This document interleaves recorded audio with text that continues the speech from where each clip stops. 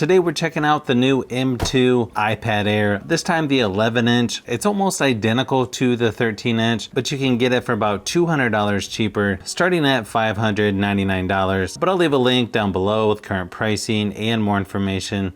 Nice thing is they doubled the starting storage from the previous iPad Air at 128 gigabytes versus only 64, and you can go all the way up to 1 terabyte. It also comes with 8 gigabytes of RAM. This one's also quite a bit lighter than the larger 13-inch at 462 grams versus 617. You got 4 different color options: blue, purple, starlight, and the one shown here is space gray. There's also a 5G version as well. The biggest difference is going to be the screen size at 10.86 inches instead of 12.9. Obviously they're rounding up now and just calling it 11 and 13. It's got a 10.86 inch LED backlit IPS display at 2360 by 1640 resolution, so a little less than the 13-inch, although it has the same 264 pixels per inch. Just like the larger 13-inch, this one's also 60 Hz refresh rate. One other difference is this one's 500 nits brightness versus 600 for the 13-inch. You also have Touch ID on the power button, although they call it the top button because they don't want you to use it for the power. You still have to use 2 buttons for that. Similar to the 13-inch, you've got what looks like 4 speakers, but only sound coming out of 1 on each side. It also has Wi-Fi 6E, and it's going to support the new Apple Pencil Pro and USB-C Apple Pencil as well. Also supports the Magic Keyboard, but of course you can use third-party keyboards as well. They do include a 20-watt USB-C wall adapter and braided USB-C to USB-C charging cable as well. Okay, the space gray color looks pretty good. I feel like it might be a tad bit lighter than before. You've got your spot for the Apple Pencil there on the side. Looks like it has the same pogo pins there on the back towards the bottom as the previous iPad Air. It looks pretty much identical to the previous iPad Air 5th generation, which is good. I think you could use most of the same accessories. Of course, you can't use the new Apple Pencil Pro, probably to give you another reason to upgrade to this version. You can also see just how much larger the 13-inch is over the 11-inch. I feel like it's identical size to the iPad 10. The 10 is a little bit thicker, but it's not really that noticeable unless you have them right next to each other. Here's something I think Android needs to do with their tablets, and probably phones as well, is when setting up, you have the option of small, medium, or large, as far as how large everything is. And then of course you have the light or dark theme. This is currently on iPadOS 17.5. One thing that's sort of interesting now is you do have access to the battery health. I don't believe they had that before. Not sure if it's going to be a software thing on older iPads or if it's just the newer ones. It's using just over 17 gigabytes of the 128 available, so not too bad. Definitely a lot better than the 64 gigabytes that you had on the older iPad Air. As far as the software goes, it's not really that much different than most other iPads that have came out the last few years. It's pretty much identical to the larger 13-inch. You've got your widgets over here on the side. You can customize the home screen probably more now than you could in the past. Swipe down to search. You can also access Stage Manager up here in the control panel. I don't normally use that, but it's always nice to have extra features. I've got to say, I do like the new Apple Pencil Pro. It attaches just like the 2nd gen Apple Pencil. It's got a couple things that are a little bit different than the 2nd gen Apple Pencil. When you squeeze it, it's got haptic feedback and tools will pop up that you can choose from. It also has Scribble where you can write something and it converts it into type like you would have typed it out with a keyboard. You can also add the Apple Pencil to Find My, which should make it a little easier to find if you lose it. It's pretty simple, but you can just tap on the battery percentage and then you have access to everything right there. It definitely feels a little faster now that you can squeeze the pencil to get your tools.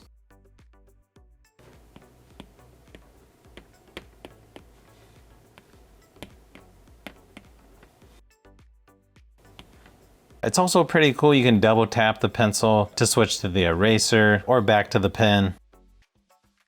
I also like to change the wallpaper to match what's on the box. It is nice to give you different color options.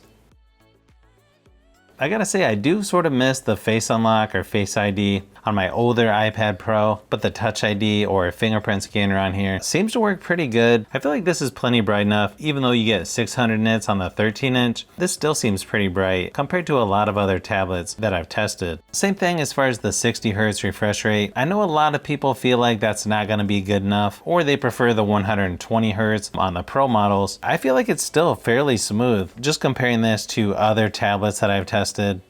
I also ran my typical battery drain test, and it lasted just over 5 hours at 100% screen brightness, so pretty much the same as the previous iPad Air 5. I was expecting a little bit better considering the 13-inch lasted longer than that, and the 13-inch has 600 nits brightness versus 500 on the 11-inch version. It should still get you through a couple days of mixed usage, even longer if you turn the screen brightness down.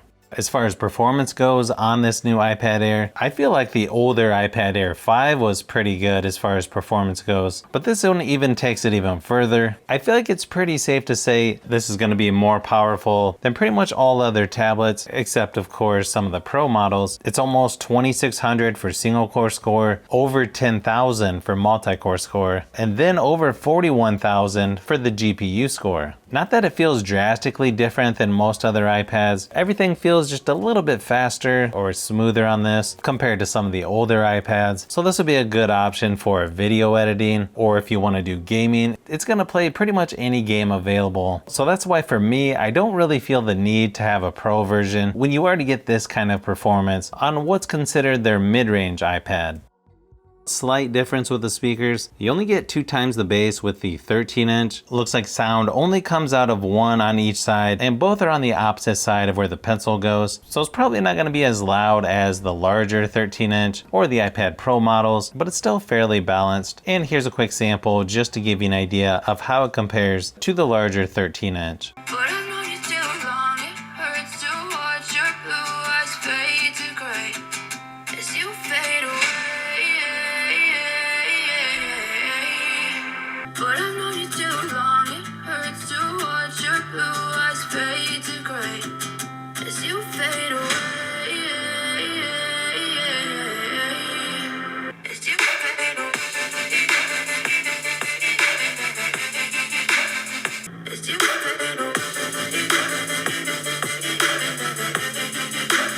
It also has the same 12 megapixel wide angle lens on the back, which can shoot up to 4K 60 frames per second for video. They also moved the front facing 12 megapixel camera on the long edge for landscape. As far as the camera app goes, you've got Pano, Square, Photo, Video, Slow-Mo, and Time Lapse. Nice thing is you can shoot up to 4K 60 frames per second on the rear facing camera, 1080p on the front.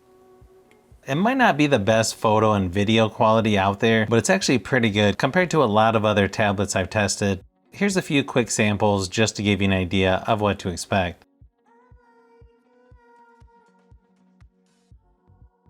As you can see here by the photo and video quality, it's pretty comparable to the newer 13-inch, but it's also comparable to the older iPad Air 5. So I don't see a huge improvement other than just moving the camera to the landscape edge. It's still a better option than most tablets out there for Zoom meetings or other video conference calls. I know I've got several other tablets and iPads that I want to compare this to, but so far pretty impressive as far as performance, and obviously you'll get better software support on this versus the older iPad Air 5. Although if you already have that iPad, I'm not sure if it would be enough to upgrade to this one. If you have an older iPad than that you're looking to upgrade, then yeah, I probably would go with this 11-inch version. Although again, I feel like the previous iPad Air 5 is still a pretty good option in 2024, even now that we have this newer version available. So hopefully here soon, I'll be comparing this to a few other tablets, so you'll want to keep an eye out for those upcoming videos. So if you've made it this far into the video, you may want to say thanks by subscribing, and don't forget to give a thumbs up if this video was helpful. This is Brian from Fishbee Productions. Thanks for watching, and I'll see you on the next one.